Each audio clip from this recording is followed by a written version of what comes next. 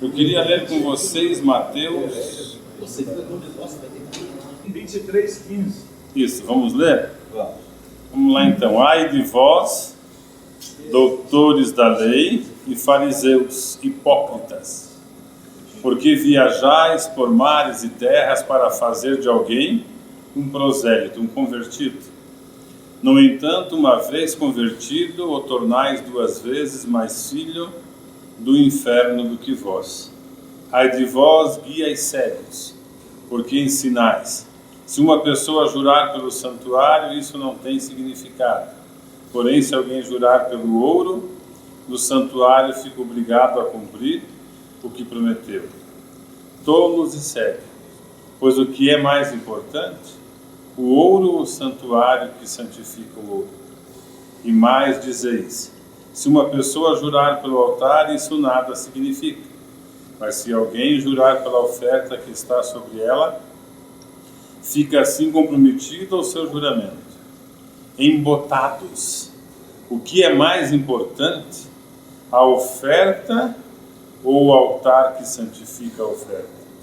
Portanto, as pessoas que jurarem em nome do altar, jurar pelo altar e por tudo que está sobre ele. E quem jurar pelo santuário, jura pelo santuário, e em nome daquele que nele habita. E aquele que jurar pelo céu, jura pelo trono de Deus, e em nome daquele que nele está assentado. Ai de vós, doutores da lei, fariseus hipócritas, porque dais os dízimos da hortelã, do endro e do comínio, mas tende descuidado dos preceitos mais importantes da lei, a justiça, a misericórdia e a fé. Deveis sim praticar estes preceitos, sem omitir aqueles. Líderes insensíveis, pois coais o pequeno mosquito, mas engolis o caminho. Nesse texto aqui,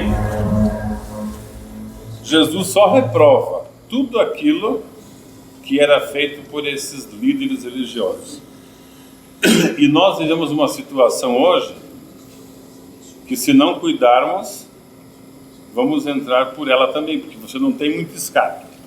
Ou você se atém àquilo que a palavra te autoriza a fazer, ou você, como crente de qualquer denominação, católico, espírita, qualquer um, digamos assim, que mantém um domínio de pessoas, você se obriga a entrar no mesmo sistema. O sistema te puxa. É igual na política, você entra com boas intenções. Vou ajudar a velhinha, vou ajudar o velhinho. O Lula disse que ia aumentar o salário de todo mundo. Calma, deixa eu falar. Depois que você entra, o sistema puxa. Ou você acompanha o sistema político, social, econômico de onde você vive, ou você vem ser excluído. Com igreja acontece a mesma coisa. Por isso que Jesus disse para esses religiosos: vocês organizaram tudo, é altar, é juramento, é oferta, é o dízimo. Vocês não conseguem discernir o que é sagrado dentre essas coisas.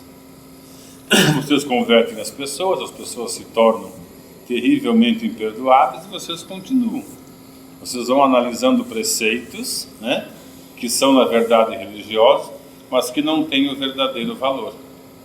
E isso é todo o sistema que começa, digamos, com essa administração, ele é obrigado. Porque uma coisa é você ser espiritual e uma coisa é você ser físico, como instituição.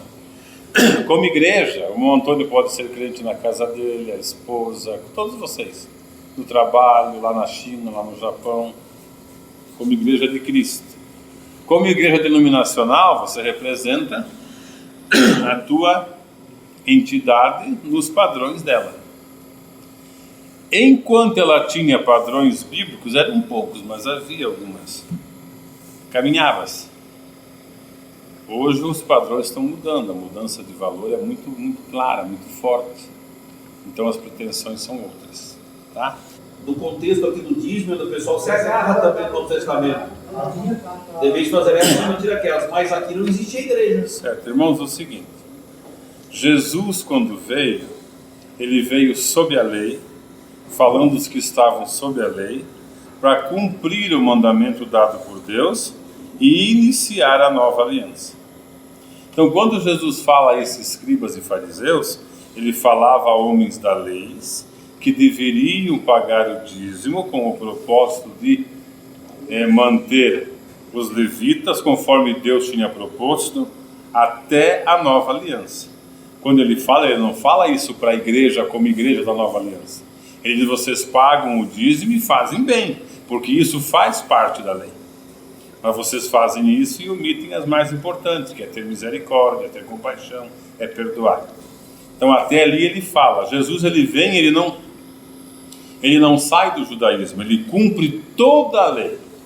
Quando ele morre e ressuscita, nós temos aqui o Novo Testamento válido. A igreja inicia e agora, como diz Hebreus, muda-se o sacerdócio e obrigatoriamente muda-se a lei. Não estamos mais debaixo da lei e não podemos mais exigir dízimo dos irmãos como forma de bênção e como forma de salvação. Isso é mentira. E se você põe fé no teu dízimo, você vai contra a cruz de Cristo. Porque você se justifica achando que tem direito a uma bênção, achando que você está remido, porque se paga dízimo, você está desqualificando o sacrifício de Cristo. E se isso causar orgulho no teu coração, você vai para o inferno com dízimo, com oferta e com todo o teu sacrifício. É isso que a Bíblia ensina. Mas daí, nesse caso, o pessoal se apoia também diz que o dízimo não é da lei, que Abraão deu o dízimo. Ele deu uma vez, veja só. Ele deu uma vez, não era mandamento e era de um despojo. O despojo é o que ele tomou da guerra dos homens. Então não é mandamento. Jacó fez um voto, pagou 20 anos depois, não é mandamento. O que dá para camuflar os irmãos... Não podia ser 20 anos depois. Não poderia ser 20 anos depois. E não poderia ser do despojo, tinha que ser do trabalho, da mão. Temos mais um probleminha. Até então não se permitia dízimo em dinheiro, era dado mantimento. Tem um capítulo, nós fizemos isso, nós temos umas 4 ou 5 apostilas que nós passamos. Se você ia levar o dízimo para o sacerdócio em Jerusalém e não conseguisse chegar antes da festa acabar, era para você vender as coisas que você tinha ali, aí comprar comida e fazer uma festa com os pobres, que Deus receberia igual, se acontecesse alguma coisa no caminho. Então nós não temos como exigir dízimo de igreja neotestamentária. Toda contribuição tem que ser voluntária, voluntária, voluntária. Na verdade, o que eles dizem é uma grande mentira, que a oferta faz parte do culto. Não faz. Ela só faz parte do culto se ela partir de você, por amor. Se você, Paulo diz assim, que é para você contribuir segundo aquilo que Deus pôs. Não é para você contribuir nem por necessidade. Tem que ser voluntário mesmo. Você não é obrigado a pagar as despesas do templo. Você faz isso se você sentir, se você quiser, se você tiver. É assim que você faz. Só assim é recebido. De outra maneira, só quem recebe a bênção é o pastor e a igreja local. Deus não abençoa ninguém por dar dinheiro na sua obra. Deus não abençoa ninguém por fazer nada por sua igreja, a menos que seja movido de íntima afeição, amor. Entende? Senão você não recebe como bênção, não. E se você se gloriar porque você fez, você ainda vai ser condenado por aquilo. É o que Paulo diz: quem é que diferencia vocês diante de Deus? É Ele. Só Ele pode dizer. Eu não posso dizer que o Senhor é mais, que o Senhor é menos que o Natal. Só Deus pode dizer isso.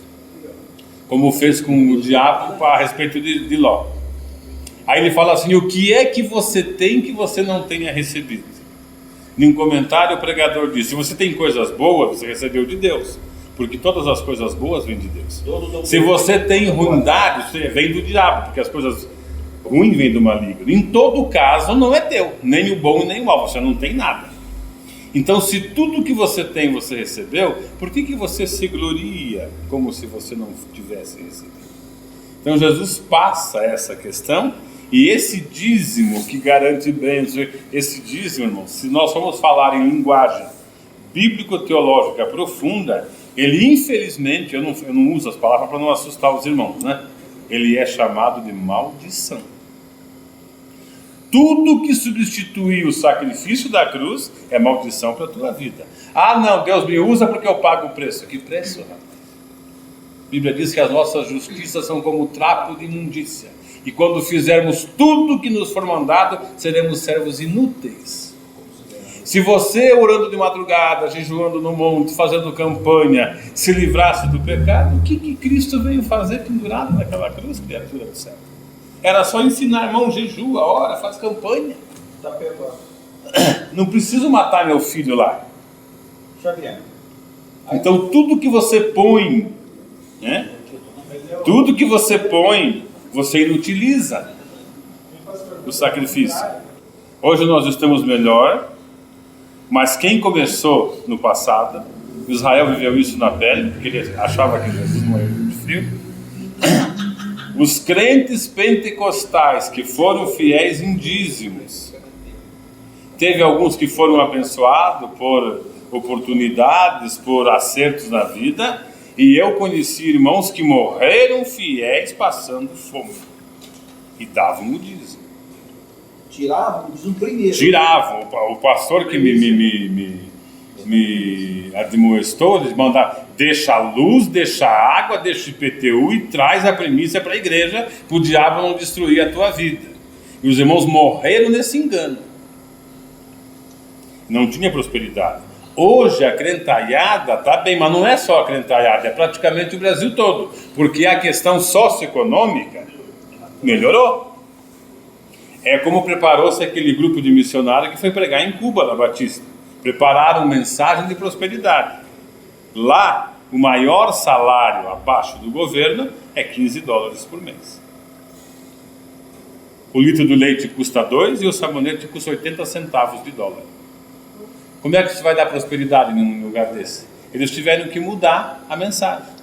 Se essa prosperidade é válida aqui, ele é válida no Chile, no Japão, onde for. Você tem que pregar e acontecer. Na África, os irmãos tomando de fogo.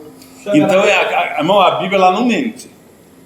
Se alguém te disser uma coisa que você disser, não, mas não é assim, então você vai ler até entender, porque não está escrito isso que disser. A Bíblia, a palavra de Deus, ela é verdadeira em tudo que ela diz. Ah, mas o pastor disse que se eu crer, eu e a minha casa vamos ser salvos pelo Senhor. Mas não é isso que a Bíblia diz, é isso que o teu pastor disse, mas não que a Bíblia diz. Ah, porque Jesus levou todas as nossas enfermidades e pelas suas pisaduras nós somos sarados. Mas não é enfermidade física. Ele se refere ao pecado. Ele cumpre a profecia lá quando João diz: eis o Cordeiro de Deus que tira o pecado do mundo. Não tem a ver, senão você não pode ficar doente. Se esta palavra que ele levou é verdadeira e que nós não podemos ficar doentes, então todo mundo condenado, porque todo mundo fica doente. Você não pode ficar doente nunca.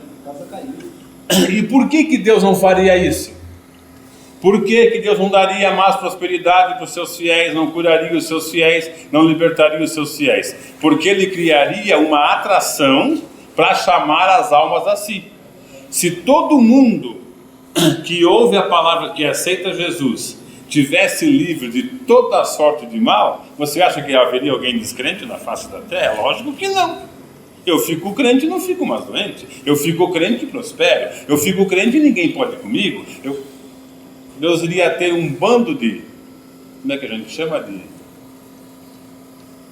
de fominhas, vindo a ele para buscar alguma coisa material. E Deus, quando ele fez tudo isso, ele disse: você vai me escolher, você vai escolher me servir, vai, mas é pela tua escolha, carregando a tua cruz, suportando o que tiver a suportar por amor da minha palavra. Senão não quero, senão pode ficar onde está. Foi o que ele disse: quem quiser vir após mim, até mim, negue-se, é a primeira coisa difícil, tome a cruz e siga-me. Quando ele fala isso, ele fala no contexto em que vivia. Quem tomava a cruz na época, marchava para o Calvário, pagava com a vida. Ele diz depois num ensinamento: quem perder a sua vida por amor a mim, achará. E quem achar, perdê-la. Porque não é material que Ele nos dá. Ele nos abençoa, vamos ser honestos, vamos trabalhar, e Ele vai nos dar vitória. Mas se tivermos que morrer de fome, que morramos de fome sendo crente. Porque ser crente só com a barriga cheia, para Jesus não interessa. Ele disse, eu não tenho onde repousar. A raposa tem lá a toquinha dela, o passarinho tem um ninho, eu não tenho. Então esses ensinamentos, eles são fora da Escritura. Eles são fora. Se você der uma viajada na missão aí por fora, os países pobres e críticos como África, Ásia, os irmãos passam fome, de fome mesmo. E eles estão ali firmes na promessa. Teve uma distribuição de Bíblia na China, agora acho que tem uns 45 dias. Você precisa de ver a loucura por aquela Bíblia. Agora está todo mundo aqui numa boa, o Lula deu uma ajeitadinha, a Dilma está querendo estragar, né? E aí, não é meu dízimo, que teu dízimo, rapaz, você quer ajudar a igreja? Olha, quer fazer alguma coisa para Deus? Compra comida e dá para um pobre comer, você fala melhor do que levar o dízimo para a tua igreja. Porque o pastor está farto, ele está comendo só uma coisa boa aí. Caviar. Caviar não é bom, não gosto aqui não. Churrasquinho. Um camarãozinho, isso, eu troco por um camarãozinho. Picanha. Aí eu como churrasco todo dia. Ajuda, dá de comer uma família pobre. Entende? Eu sou político. Você agrada mais a Deus do que você fazer isso. Ô irmã, a senhora quer falar? Nós queremos lhe ouvir. Pode falar, irmão. Irmã, é livre. O que foi, irmão? Não, é que ela falou aqui pra mim, e por que quando eu falava isso pra você dizer que eu estava errado? É porque também eu não entendi. Porque, irmã, olha só. Não, porque às vezes ele falava que para levar o dízimo para a igreja, tá? Dizer, olha, eu prefiro pegar o dinheiro, dar para uma criança pobre, dar para o faminto, dar, do que levar para uma igreja. E ele dizia que eu estava errado. Mas irmã, isso. Mas, irmã, como é que é seu nome? Hein, irmã, como que é seu nome? Sandra. Irmã Sandra, mas todo o pessoal que é assim, quando a gente não conhece Jesus, a gente está preso. Muitos numa vida degradante, perversa. Quando você depara-se com essa salvação, porque ela é real e existe, e ela causa em você uma alegria, uma transformação muito grande, você perde a noção. Então tudo que aquele evangelizador disser para você, você vai aceitar. Porque em troca daquilo que você sofria, pelo que você passou, nada o dízimo é de menos. E quando isso, digamos, era até usado com boas intenções no início da fé, não havia um problema. Hoje isso virou motivo pelo qual as igrejas multiplicam-se e todo mundo quer plantar igreja. Não tem amor à alma, não tem missão, isso é tudo conversa furada. Caixa de missão, Israel conhece bem. Isso é conversa furada, né? Eles querem dinheiro, mas a gente está ali, preso, né? Só que todo o sistema se contaminou dessa forma. De forma que hoje, se eu e o irmão Antônio formos falar isso no rádio, daqui um mês, talvez menos, nós vamos ser perseguidos por pistoleiro, porque vão com certeza mandar nos matar. E não são os bandidos, são os pastores que vão fazer isso, porque o reino deles corre risco. Então aconteceu com ele, aconteceu comigo, aconteceu com todo mundo, e acontece. E tem pessoas que não aceitam, ela quer continuar pagando, ela quer, fica. A gente não vai colocar isso à força na tua cabeça. Se você fizer alguma coisa para Deus com interesse, Ele não recebe. É igual o esposo que quer um agrado da esposa e traz um buquê de rosa. Por que você não dá um buquê de rosa todo dia? Muito caro agora. Eu estou para fazer um encontro de casal aqui, que eu digo que vai sair fogo por essa janela aí. Mas a hora que for fazer eu aviso vocês. Por que não é assim? É aquela questão, você é crente, transformado. Na igreja você é um santo. Você respeita os irmãos, você respeita o pastor, você baixa a cabeça. Na tua casa, se teu filho pisar no teu pé, pronto. Você vai passar aqui, está um monte de irmão. Você, licença, irmãozinho querido. Na casa você está, sai da frente, passa e empurra. O comportamento não bate. Você não vai subir no arrebatamento, irmão. Porque só sobe santo, e santo não peca. E no céu não entra pecado. Você tem que pautar a tua vida naquilo que ensina o Evangelho. Não interessa o que você fez, quem você curou, o tempo que você construiu, as almas que você arrecadou, porque nós temos isso bem esclarecido por Jesus. Mas, Senhor, no teu nome eu fiz isso, expulsei, curei. Falou, mas eu não lembro de você. Eu nunca te vi. Não está escrito lá?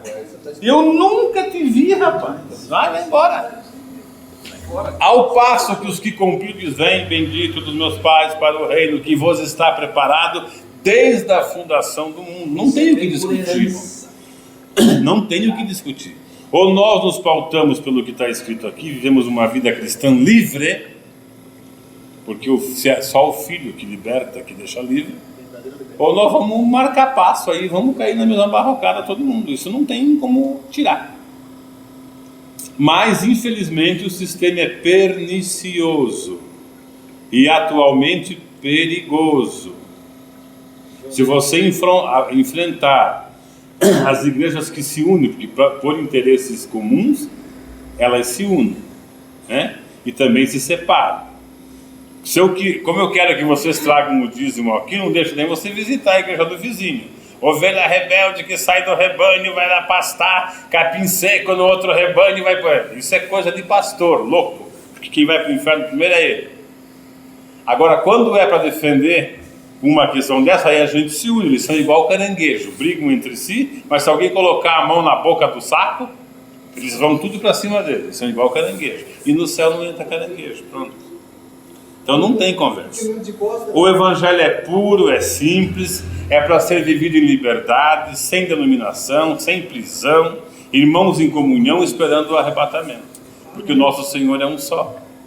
Ele disse, vocês viram que os fariseus, os sacerdotes, os escribas, essa turma aí gosta de sentar no púlpito, as primeiras cadeiras, e um manda no outro, mas para vocês não pode ser assim, vocês não podem ter mestre, não podem ter isso, vocês são irmãos. Está dito. Só que a lavagem cerebral é tão forte e nós temos culturalmente um problema. A maioria do nosso povo que frequenta, eles não interpretam o texto. Nós temos deficiência grave de interpretação de texto em língua portuguesa. O pastor muito safado, mas irmão, você tem que conhecer a terminologia grega, porque o verbo em grego do auristo significa isso em hebraico. Então isso daqui a pouco vai para o inferno, porque ele nasceu falando português. O que interessa grego e hebraico para esse cidadão? Se ele, para ser salvo, tem que aprender grego e hebraico, meu filho, então está morto. Nós temos que ver o que diz a nossa Bíblia na nossa língua. Aí ele tem dificuldade, mas vê o que está escrito. Aquele versículo que eu li: ai de vós, escribas e doutores hipócritas, que viajam, fazem missão por terra, por mar, de avião. Vamos trazer para os nossos dias: de avião, de balão, né? O mundo inteiro. Para converter uma pessoa. E depois que converte, vocês fazem, olha o que diz Jesus, vocês fazem dele um cidadão 2 vezes mais filho do inferno, vocês viram que eu li o texto, do que vocês. Por quê? Porque todo mundo vai virando hipócrita. Você não sabe que o crente gosta de apontar? Eu sou santo, aquele não presta. Jesus é comigo, aquele não tem Jesus. Hoje eles estão mais assim por causa das ameaças do direito humano, mas antigamente eles eram assim, né? A briga que existia em evangelização de catolicismo, de espírita, não era por causa do lado espírita e católico, porque eles eram agredidos. Você chegar com uma mãe de santo e dizer que o tranca-rua é um demônio, você está pedindo para tirar uma sua. Porque o tranca-rua para ela é uma entidade benéfica que abre os caminhos dela, que tranca quando tem que trancar e que serve ela de uma maneira ou outra. Ela não tem conhecimento? Tudo bem, é uma coisa, mas você tem, então não ofenda, ensine. Tenha compaixão, seja misericordioso. Foi o que fizeram com a Madalena. Pegamos lá, só estava em cima lá do cidadão. Vamos apedrejar. E Jesus leva. Moisés, ninguém tem pecado aí? Se não tiver, pode tacar a primeira pedra. Fala, nem eu te condeno. Vai e não peques mais, para que a tua vida seja transformada. Mas o crente não fazia isso, atacava. Aí deu a rixa. A mesma coisa começou com o movimento gay. Movimento gay, não temos o que falar. A Bíblia não permite casamento de pessoa do mesmo sexo. Isso está aqui, está escrito, vira o mundo, acaba, está feito. Não fui eu que fiz, está escrito. Mas eles têm problemas que precisam ser considerados e eles precisam ser respeitados. Evangelização em cima deles, com muito investimento, com muita paciência, porque eles têm uma cruz a mais do que nós para carregar. Eu sempre digo, você tem teu esposo, você tem tua esposa, quando vocês têm necessidade, vocês se suprem, e isso é bíblico. Esse cidadão que tem problema, ele vai ter necessidade, e não vai poder supri-la. Porque se ele quiser fazer parte desse reino, ele tem que, além de pegar aquela cruz que nós já carregamos, ele ainda tem que ser casto na presença de Deus. Ele não pode ter um relacionamento sexual. Não falo dos gays que são sem vergonha, que gostam de fazer a bagunça porque gostam. Eu falo daqueles que têm problema físico, hormonal, com deficiência física, que não têm condições de assumir, às vezes, nem papel de homem, nem papel de mulher. Nós temos pessoas assim. Eu conheci, eu fui enfermeiro, vim de Serrano e trabalhei no meio deles. Então você não tem que julgar, fazer como você fez, ou faz. Não. Se a religião exigisse castidade, você acha que teria crente? Você seria crente, sabe? O Antônio, com todo o respeito, eu seria crente se tivesse que ser casto? Não pode tocar em mulher. Eu não me converteria. Eu disse, escuta, mas o senhor não fez um negócio assim? Quando eu casei, eu fiz isso. Falei, Senhor, porque eu não podia namorar. Eu era 3 meses, não podia pegar na mão, não podia nada. Tinha aquelas regulamentos. Falei, Senhor, eu vou casar com essa garota aí. Eu não conheço a cidadã aqui. Ela é um anjinho bonitinho. O senhor sabe como é que eu sou direitinho. Mas se não der certo, o bicho vai pegar, porque eu não vou aguentar. Não sei o que ela pensa da vida, e eu não vou ficar solteiro, não. Você vai arrumar uma encrenca comigo, hein? Graças a Deus deu certo. Deu certo. Entende? Mas é uma questão. O que está escrito, está pré-estabelecido, está. Se eu fizesse isso e isso fosse pecado, Deus não teria nada a ver comigo. O problema é teu. Você casou em 3 meses sem conhecer, porque eu disse. Não porque eu disse. Te vira com ele. Ah, mas eu casei porque profetizaram. O problema é teu. Eu não mandei profetizar casamento. Quando o Isaac foi... A Rebequinha foi buscada lá pelo Isaac, pelo servo de Abraão, depois que ele contou toda a história, o que os pais disseram, os responsáveis por ela? Vamos falar com a moça. Se ela disser que sim, tudo bem. O sim é teu e dela. O sim é da Rebeca e do Jacó. Se você disse sim, vira. Aí quando perguntou, ela falou, não, eu vou. Ele contou, não, eu vou com ele. Aí encheu de joia, colocou no burrichó e trouxe. Mas ela teve que dizer sim. Se ela diz encheu de joia, pôs até pelo nariz. Agora você chega com um brinquinho na orelha, diz que você está endemoniado. Isso é coisa de gente que não tem o que fazer. Põe até no nariz, pingente até no nariz, na testa. Não é o nosso caso, ainda é cultura deles lá. Mas tudo bem. Ela disse sim, veio, casou, viveram bem felizes eternamente. Então, essas questões você tem que ter cuidado para administrar. Porque senão você exclui, você mata, e você não está ensinando o que está escrito aqui. Mas como eu disse, se você achou que não está certo, vai lá. Lê de novo, vai no dicionário. Né? Porque a Bíblia não mente.